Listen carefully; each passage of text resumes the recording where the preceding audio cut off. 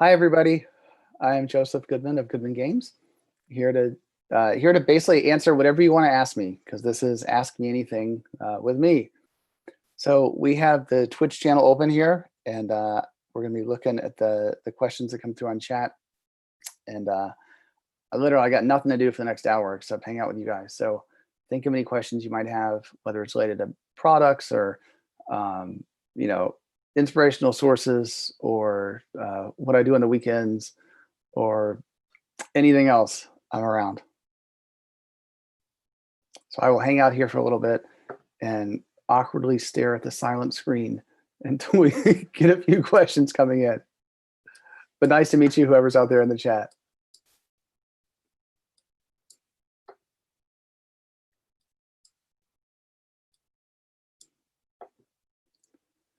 Maybe I should tell a story while we wait. Here, I'll tell you guys one of my favorite D&D stories. I only barely remember this because I was like 10 or 12 or something, but we used to have a game a long time ago. This would have been the mid 80s with me and the neighborhood kids. And it was a lot of fun, but mostly what I remember is this one kid named Baron. He played the wizard, and then Danny was a barbarian, and my brother Mike was a thief. Sorry, Danny was a dwarf who had like a barbarian axe. Anyway, the thief, my brother, was always stealing his axe, so he'd run into battle and go to grab his axe, and his axe isn't there. And then they had some big argument. I can't remember what it was, but I remember the campaign ended when they had a boat, and I believe they just got back from the Isle of Dread, but Baron, the magic user, got mad at the rest of the group and shot a fireball and blew up the boat. And that was the end of that campaign. Everybody got mad, and we kind of never got back together again, at least for D&D. We started playing, I think we started playing Warhammer after that.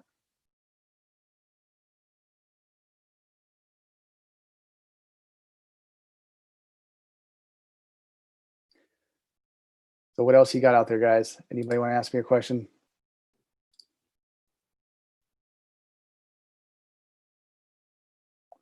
Was D&D your first RPG you played?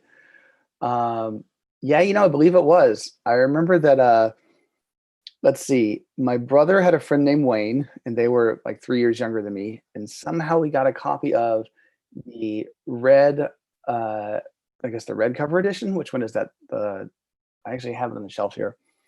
And I remember we played on the back steps, and the first game, I was the DM, and we used that sort of side view map in the back, which was probably the wrong way to go beginning, because it doesn't have, grids or squares or anything. But of course we were new, and you always get some of the rules wrong when you're new. But the rule I really got wrong was that I didn't understand hit dice. So all the monsters had, 68 or 48 or whatever their hit dice were. And I thought that meant you roll that many dice to determine your 2 hit roll. So all the dice all the monsters were basically slaughtering all the players, because they had, they're rolling large sums on multiple dice to attack, and the players were not. So the first game involved, as I recall, both Mike and Wayne's characters dying gruesomely pretty quickly, which in retrospect probably influenced a lot of what I did since then. But it was a fun game. And then after that, I actually wrote my own role-playing game called Mental Powers of Machine Guns. I mean, not immediately afterwards, but in the years after that, which was kind of like James Bond meets G.I. Joe meets D&D kind of. We played several campaigns of that for a while, but it was basically a D&D knockoff that I self-designed. But it got me started on this, self-designing stage, and put me on the path I'm on.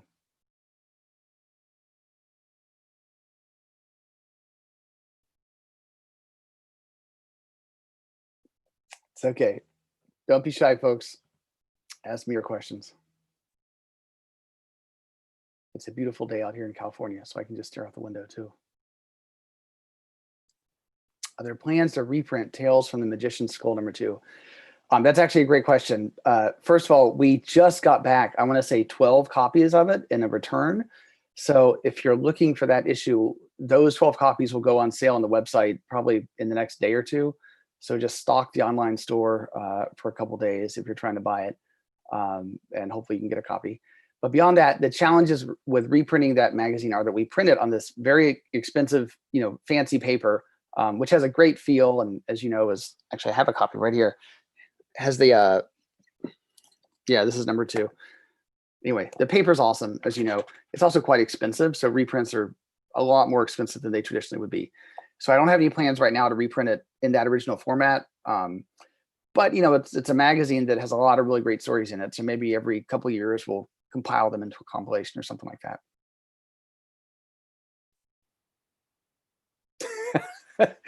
How many of Alan's PCs have I?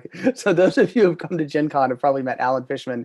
He's one of my oldest friends, and he helps out at the booth at Gen Con every year. And we game together many years ago in multiple stints, high school, college, post-college, stuff like that. How many of his PCs have I killed? I don't remember how many of his PCs per se that I have killed. However, let's see if I have it back here. At Alan's bar mitzvah, which would have been 30 something years ago, he got as a gift the AD&D second edition player's handbook, which I was really interested in. I was like, Alan, can I borrow that? And anyway, I still have it. So Alan, I still got your player's handbook from your bar mitzvah. It's on my shelf somewhere. I'll give it back, I swear, any day now. You've done Langmar and Empire of the East is in the pipeline. Any other classic IPs you'd like to make settings for? Yes. So we have Dungeon Crawl Classics Dying Earth, which on the seminar tomorrow night, What's New with Goodman Games, Mark Bruner is the lead designer for that, and he'll be on to talk a little bit about that. The manuscript is completely done. It's in editing right now with the goal of finishing editing by the end of January next year. And then hopefully just a couple months after that, we'll be ready to launch the Kickstarter. And that's going to be awesome. It'll be a thick box set, kind of like how Lankmar was, with a suite of adventures that you start out with, getting you up to probably level 5, level 6, something like that. I'm sure but Dying Earth was written by Jack Vance, and he was the guy who in many ways inspired almost directly the D&D spell system, including actual spell names that appear in D&D that were lifted from Jack Vance's writing. So doing a Dying Earth book is basically a chance to work on a whole bunch of spells and magic items and rethink a magic system. So Dying Earth is in some ways a huge magic and spell supplement, which is pretty cool. But beyond that, other ones that I'd like to work on, yeah, a lot of them. Everybody'd want to work on Conan, right? I feel like a lot of the folks who have done Conan licenses have done a good job, but we could do it with a certain look and feel that I think would be great. So someday that'd be a dream to work on a Conan license. Let's see. I think actually, sort of a Michael Moorcock, like Elric type license would be awesome. What are some other good ones? Appendix N is filled with great literature. Anyway, those are the ones that come to mind offhand. But we have kind of you have to contact the agents and find out if the rights are, somebody else is working on them and so on and so forth. But we have kind of a running list of those we stay in touch with over time. We'll see what comes of it over time, but there's a lot that I'd love to work on. Which world, which world? I have this whole bookshelf here. I'm looking off to the side here where all of my books are. There's a ton of awesome possibilities for Appendix N licenses. And it's actually surprising how many of them have never been done before. They've been integrated into, various RPGs as inspirational material, but not done directly. And it'd be really cool to do a lot of them directly.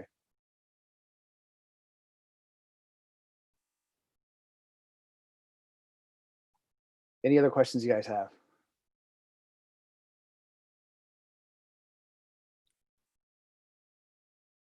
Here, well, I'm waiting for a question. I'll tell you guys what we're planning for Halloween, because I have 2 kids and everybody likes to dress up for Halloween, but it's obviously a weird year to do trick-or-treating.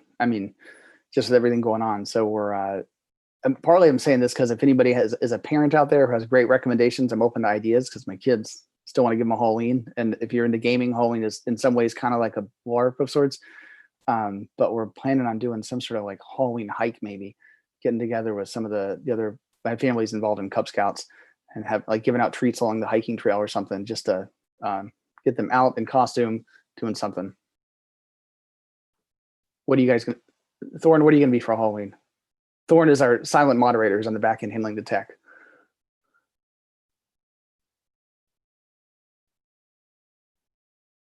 Can they hear you, or should I repeat that? Thorne says he doesn't have plans for Halloween.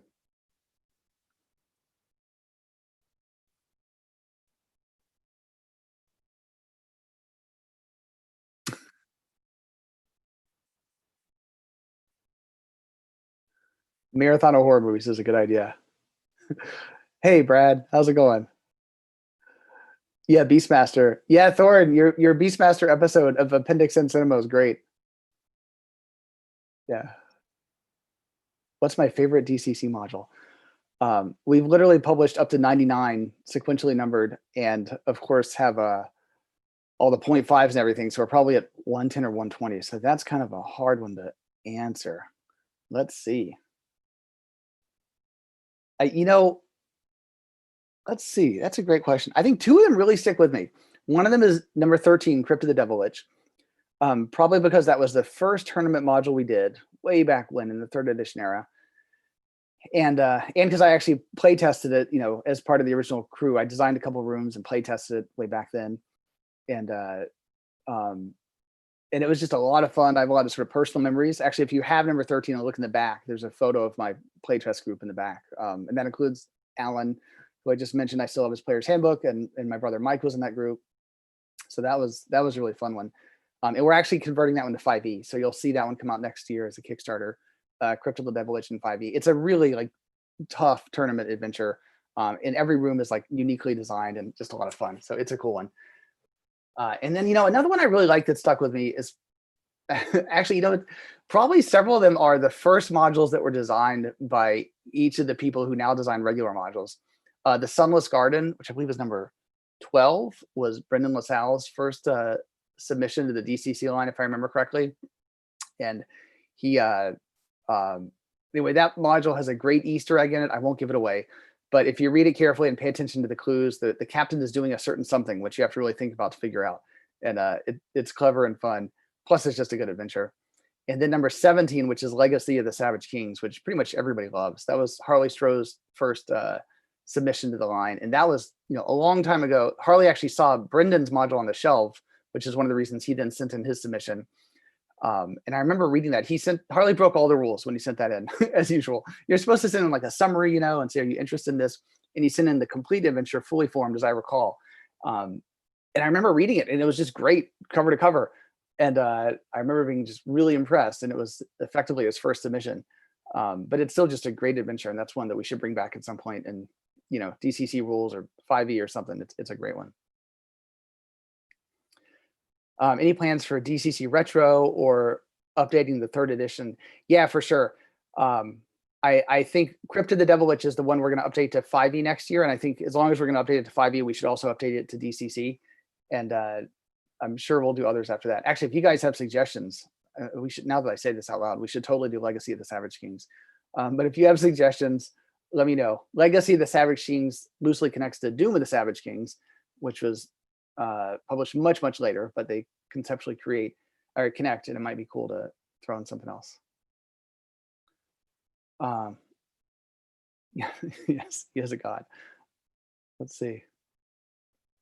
Yeah, and so the question is, I was looking for some of the Sword and Sorcery story recommendations from yesterday's panel, and many of them are hard to find. Any chance you'd publish classic Sword and Sorcery stories?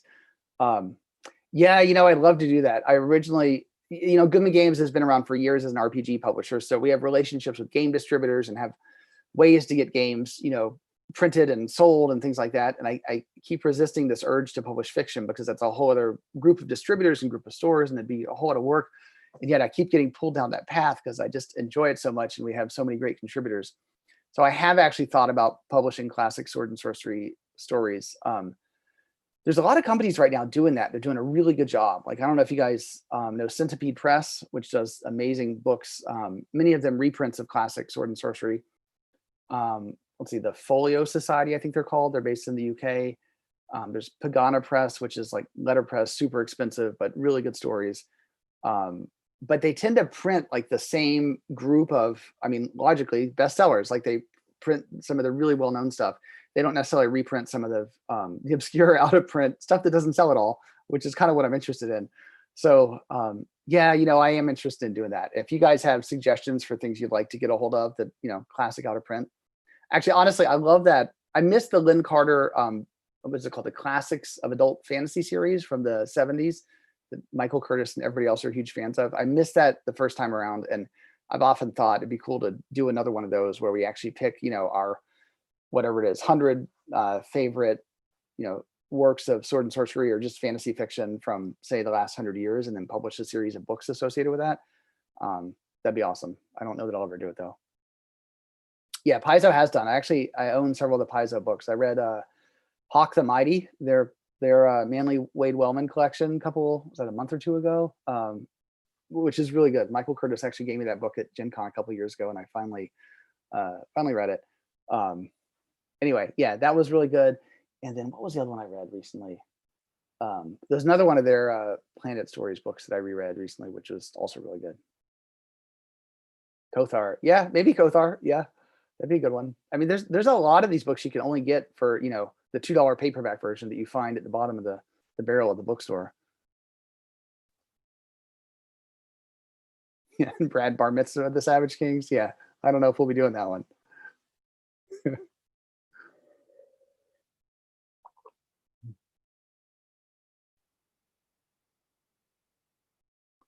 All right. Any other questions you guys have? Yeah, Wagner, Kane, great call. Actually, let me show you some books.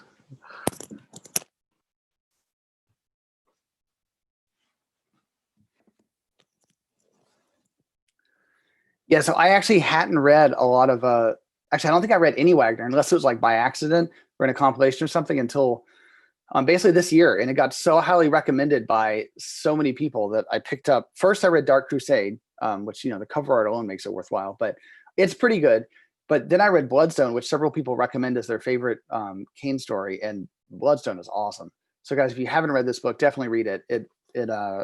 It's fantasy, but it's science fantasy. It's from that era where fantasy and science fiction, there wasn't a clear line between them. Kind of like how back in the original Appendix N days of Weird Tales magazine, there wasn't a clear line. But great book. Hard to put down. Really cool.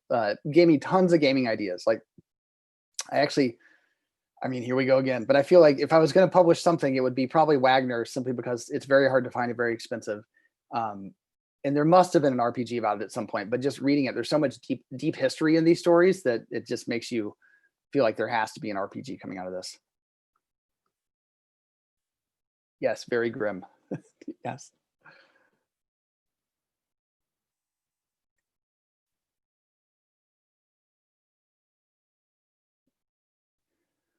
Let's see. Are the VTT sales strong enough to retroactively provide them for old modules? Good question. We're gonna in the beginning of this whole pandemic thing, back in maybe March, April, we started investigating online gaming, and more so than we'd ever done before. I mean, obviously, I'm sitting here talking to you at an online con, of course, to make a long story short, it's more complicated than we thought. To get into Roll20 requires building a compendium, which is basically a DCC rule set as expressed in their software, which is in motion. It'll probably be done in a couple months, but it's just taken longer than we thought, especially because the spells, which just take a long time to port in. And the whole thing's been slower going than we planned. But yes, the plan is to keep producing more VTT supplements, and then as we have the maps and everything done, eventually port them into Fantasy Grounds, Roll20, and there's actually several other platforms out there now too. So maybe eventually other platforms. So yeah, slowly over time. It's just taken a while to get it all done. Painting we originally did the modules with black and white maps, and when we first did these, which was like 9 years ago, in many cases, the room numbers and other details were actually drawn onto the map. So it's not like there's a layer that's easy to remove. So it's not easy to just transfer this original black and white map and make it into color and then take off all the room numbers and put it into a VTT file. It's requiring a lot of work to actually recreate a lot of this stuff. So it's going slower than planned, but we will slowly over time, just as we just released DCC number 67 VTT on Wednesday of last week. So it's available in the online store now. We'll slowly convert more over time.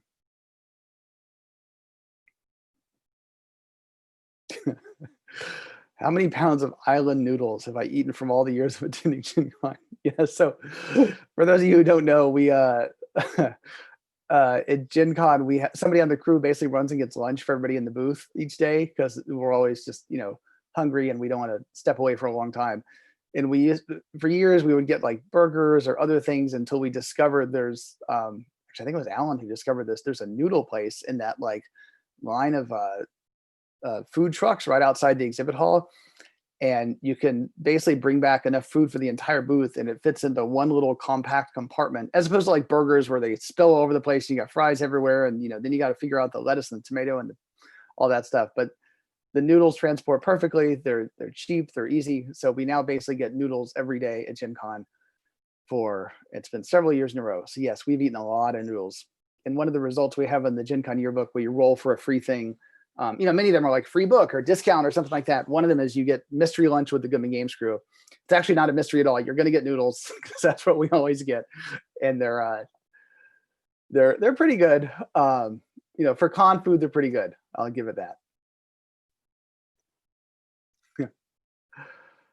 Reprint a Saberhagen's book. That's actually not a bad idea. I believe, having spoken with his wife, who's worked with us on the RPG, I know she has them available as ebooks on Amazon, but I think they're out of print. That's not a bad idea at all. Those would be cool. They're great books, and of course, having the RPG in print makes it a natural. I came in late. DCC 100. Yeah. So obviously this year everything got kind of out of whack with everything that's going on. DCC 100 will come out next year. It's in many ways, I want to release it partly because it's an excellent module, but also partly because we obviously can't do number 101 until we have number 100 out, and so on and so forth. So hopefully early to mid next year. One of the challenges with number 100, and by the way, if you join the What's New with Goodman Games seminar tomorrow at whatever time that is, 4 o'clock, I think, 5 o'clock Eastern, something like that. We will discuss this more there, and Harley will be there. But number 100, 4 p.m. Eastern. Okay, there we go. Thanks. It's an amazing adventure, but it's basically a box set at this point. So Harley wrote an adventure that has, I think it's 5 spinning wheels for the adventure in total. He has functional maps that he'll probably show you in the seminar. But the map is so huge, and you know what? Actually, Doug has actually done the art. Let me see if I can share my screen. The map is so huge and requires 5, I think, separate spinning wheels that it's effectively a board game.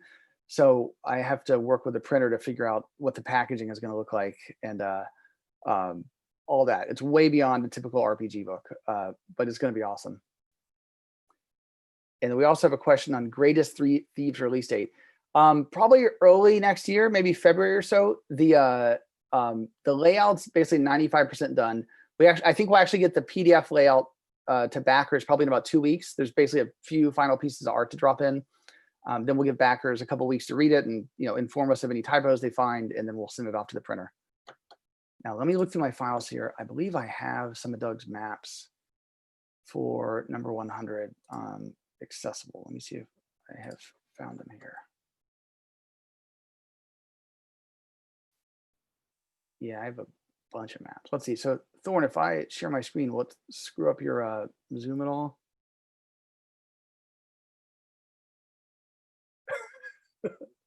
Okay. Okay, cool. Let's see. So let me see if I can get this to share properly. Guys, give me 1 sec. I will share my screen. And the maps, they almost don't look as cool as they are because they're basically rings kind of thing. Let me get these open and we'll see if I can find a way to share them that actually makes it come across properly. Actually, you know what? Maybe what I'll share first is Harley's drafts. I think I actually have his drafts, and I think there's a photo in here.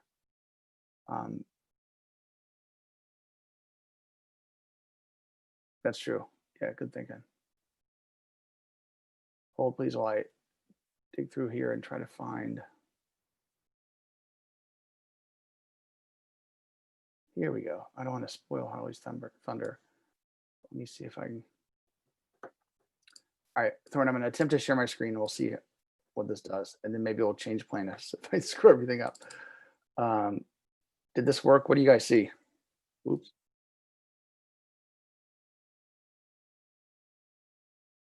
Okay.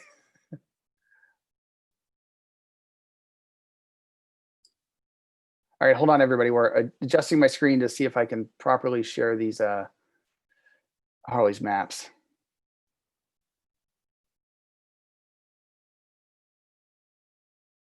Okay. Almost there, folks. Trust me, it's worth it.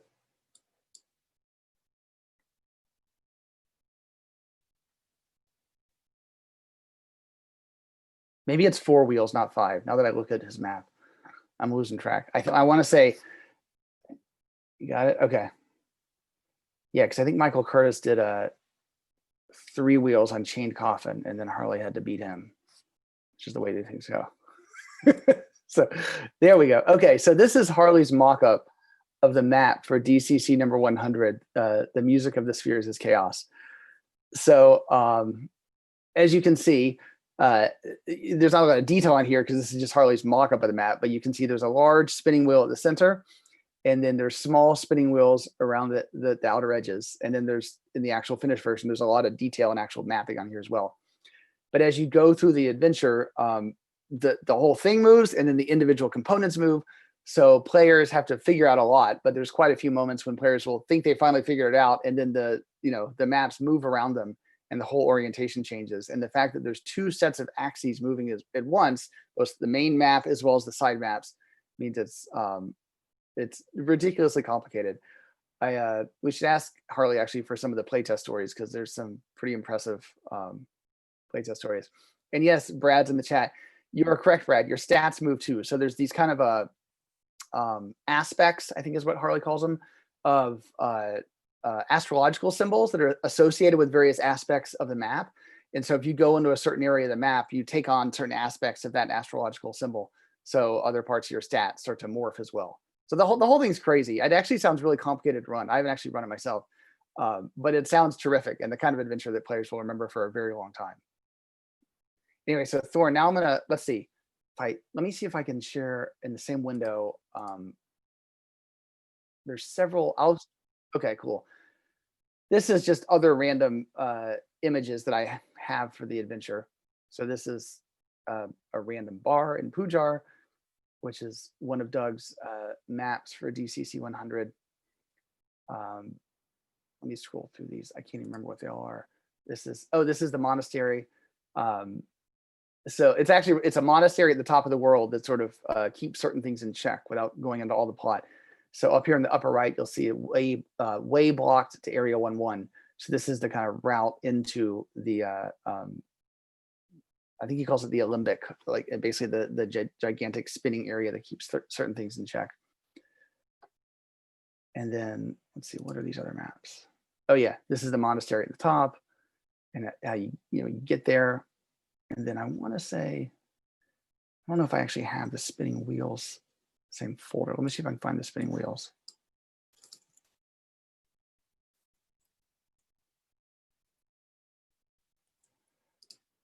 Let's see. Yeah, let's see how this window comes out. All right, Thorn, see if this one can display okay. Thorn, it's a great help having you here. Normally I'd be fumbling with the controls myself, but thanks. Yes, both big bucks. Yeah. Okay, so guys, this is so the maps for this are hard to convey because there's basically layers of maps, as you saw in the mock-up. So there's like this big white space in the middle because that's where another map will go, and then there's other maps that go on top of it. So like I said, the final assembled version will basically be a board game. But what you can see here is each of the aspects of the astrological aspects, so to speak. So you have on the left the wolf, you have on the top the goat, on the right the lion, and the bottom is the worm. And really, Harley should be talking about this because it's his adventure. I'm just the publisher, but it's really cool, so it's fun to show off. And so you can't really read it probably on the screen, but there's these little boxes on the side that show you what happens when you're in that zone for that creature. And then what would go in that white space would be some of the maps that then rotate. So for example, here's one. This would obviously sit down there, and you would take kind of like a push pin and attach it in the center so it can rotate. I mean, when we produce this, we'll hopefully produce it like a board game so you can actually, come with something that unfolds and is pre-positioned. And then each of these little dots in the top and on the right and the left is where another version will connect. Sorry, another map will connect. And here are some of these small maps. These are on the side, but you get the idea. These would then go into that spot and then move around depending on players' actions and so on. Final size of the map, but I don't know yet. That's what I need to talk to the printer about. In order to make it look great, it needs to be bigger. Like traditionally, if you're going to do books, they're 8.5 by 11. So if you fold them in half, that means 11 by 17. And if you fold that another time, it gets you to 17 by 22. That's the traditional dimensions for book related stuff, because you can fold it once or twice and fit in a box. But this won't fold up as nicely because it has, it has to be push pinned into things. And the size of the big spinning wheel, I can't remember exactly, but it didn't quite fit in that nice configuration. So either way, the size is going to be big and appropriate for the maps and look really cool, and probably a little excessive, but it'll be really cool. All right, now I'm going to unshare my screen.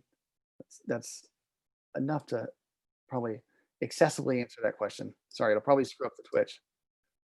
Okay. All right. All right. Okay. Oh, look at. Yes. There we go.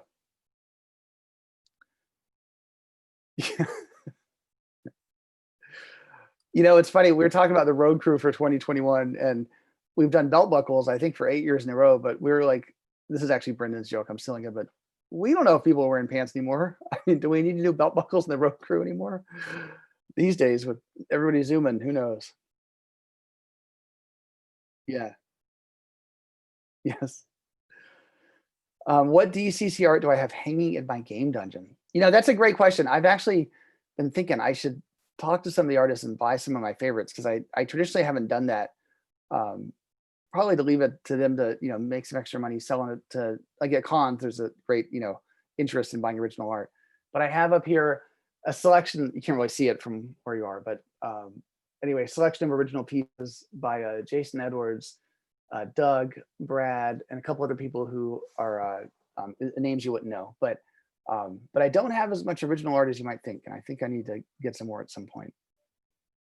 One of my all-time favorite DCC pieces is this kobold named Torgo the Eye Gouger, who was in, it might actually be Legacy of the Savage Kings, DCC number 17, but it was one of the earliest. And by the way, that module is not only the first module that Harley wrote for Goodman Games, it was the first adventure module that Doug illustrated for Goodman Games, or at least the first DCC module. But I believe Doug did that in number 17, and it was such a great image that that's one of the originals that I wanted to pick up. So I have that one on the wall up here. Switch from making belts to Fez hats. Yeah, I know. It does feel like you need some sort of video conferencing swag of some kind.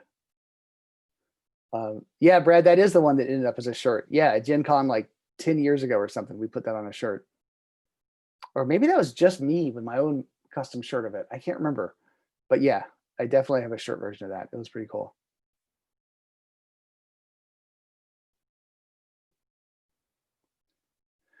Or series on VTT platforms. I wish we could do that, but Wizards of the Coast has expressed an interest in only doing or in print.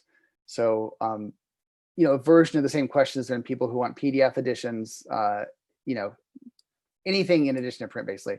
And Wizards has said that they just want to stick to print. So unfortunately, no VTT or PDF for the or series, which I agree would be awesome. And who knows what the future may hold somewhere down the line, but certainly not going to happen in the near term. Excuse me.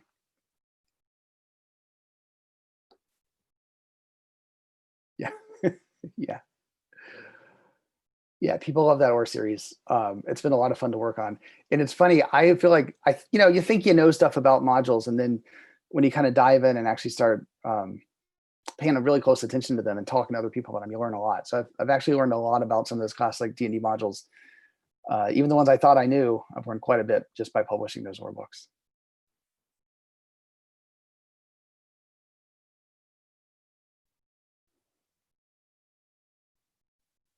So what else you guys got? Any other questions I can answer?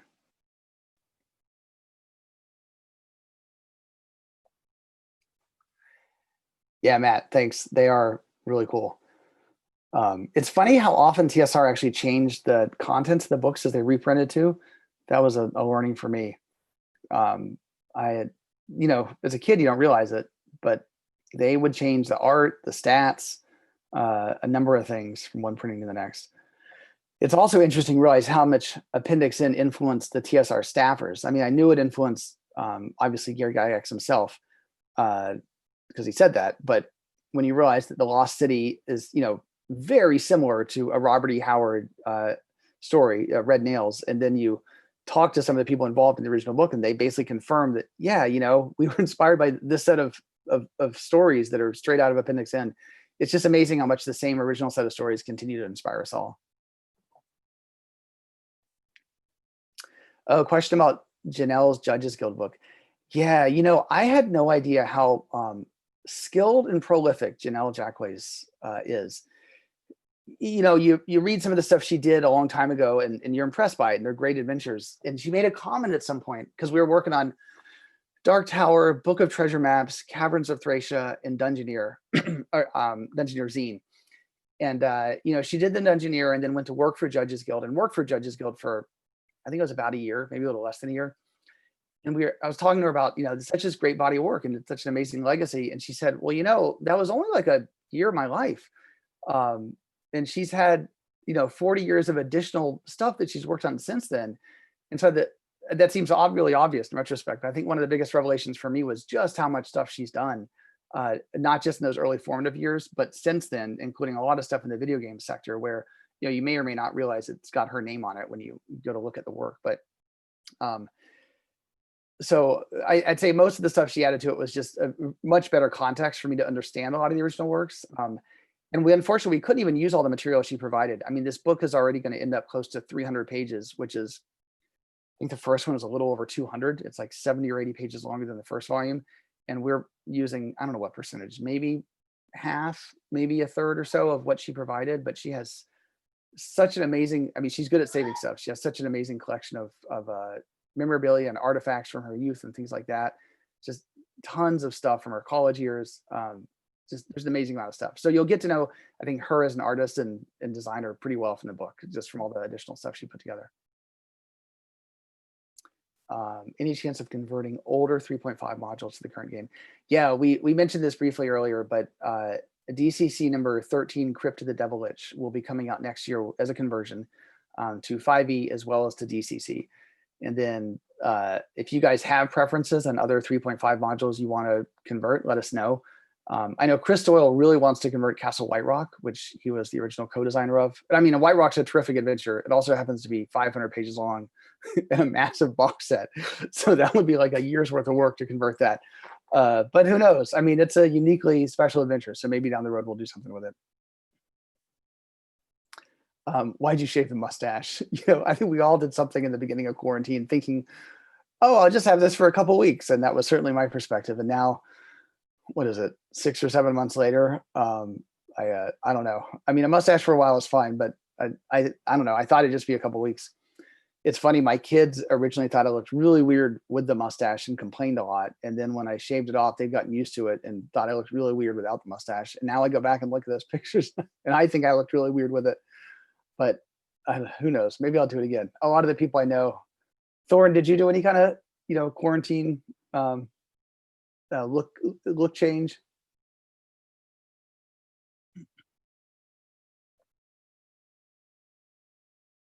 Yeah.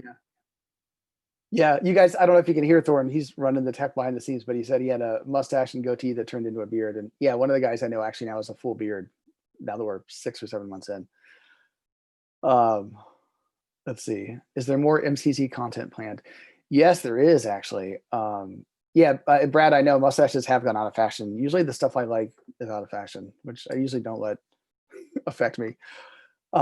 Yes, there is more MCC content planned for the near future. In fact, why don't I spoil my seminar for tomorrow and I'll just go ahead and show you a piece of cover art. Let me find it. I'm sorry, Thorin, this will require. Oh, there you go. You have on your end. Yeah. Yeah. So, well, Stephen Newton wrote.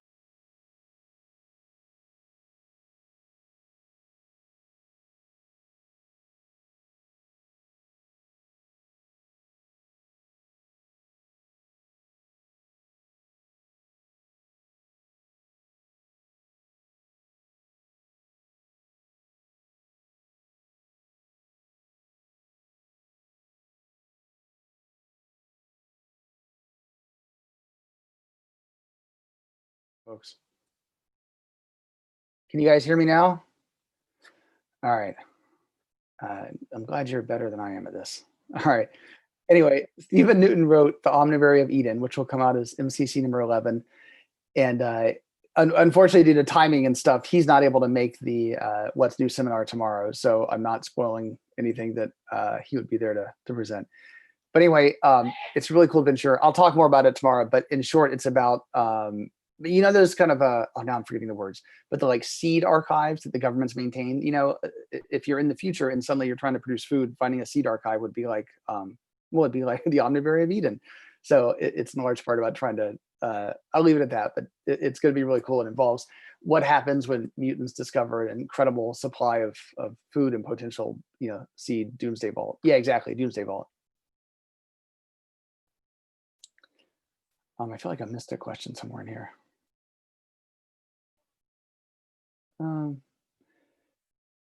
Okay, cool.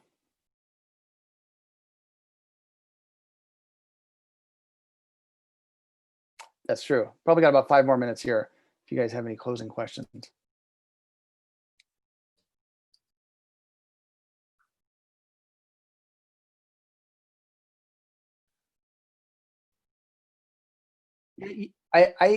You can probably guess this, but I always loved dungeon crawls. I never gravitated towards anything else in terms of RPGs.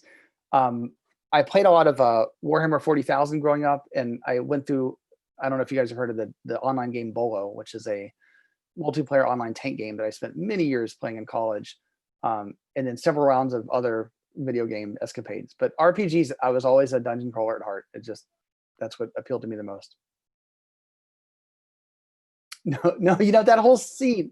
I mean, I grew up in Atlanta. I remember that was a huge scene in Atlanta for a long time because White Wolf was based there, and it just never really caught on for me. Any more mini settings? Yeah, Peril on the Purple Planet. We're actually working on a hardcover reprint now that the box set is coming out. So that, it's hard to predict when things are going to come out anymore with the way the world is, but probably late next year or early the following year. Harley's actually updated the outline for how we're going to sort of stitch together, because there was the box set. Then there were, I think, 3 additional mini supplements that came out in the various stretch goals and so on. So he's worked out an outline for how we put all that together and put it into a hardcover. So that will be coming out, and it's cool. Any plans for non-DCCH horror titles to replace AOC?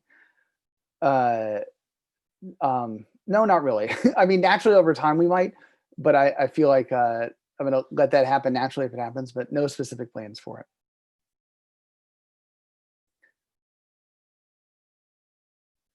And yeah, Thurbad 9, the Purple Planet hardcover is going to be awesome. It's there's a lot of great content that ended up scattered across various booklets. So I think if we pull it together, it'll be even easier to use. It's going to be great. And Brad, I think you've got plenty of horror material to work with. I watched the seminar you guys did, which was excellent. I feel like all these Goodman Games sort of seminars, every online con now, if you watch the seminars, it's almost like getting an education in something.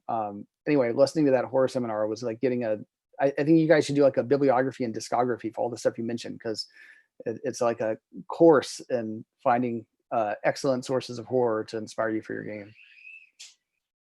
You guys might hear my children crying in the background, by the way. Lightmar 5e. Yeah, I actually think that'd be a great idea. Our license is not specific to a certain system. And Michael Curtis actually did start on a 5e conversion of Lightmar a year or two ago that we have kind of sitting in the to-do pile. So at some point we'll probably do that. And now, guys, we should wrap this up because Soren and I actually have to hop on the prep Zoom for the next meeting. So thanks everybody for your questions. Good talking to you all. And we'll see you in about 10 minutes for the next seminar. Well, thanks a lot. Talk to you guys later.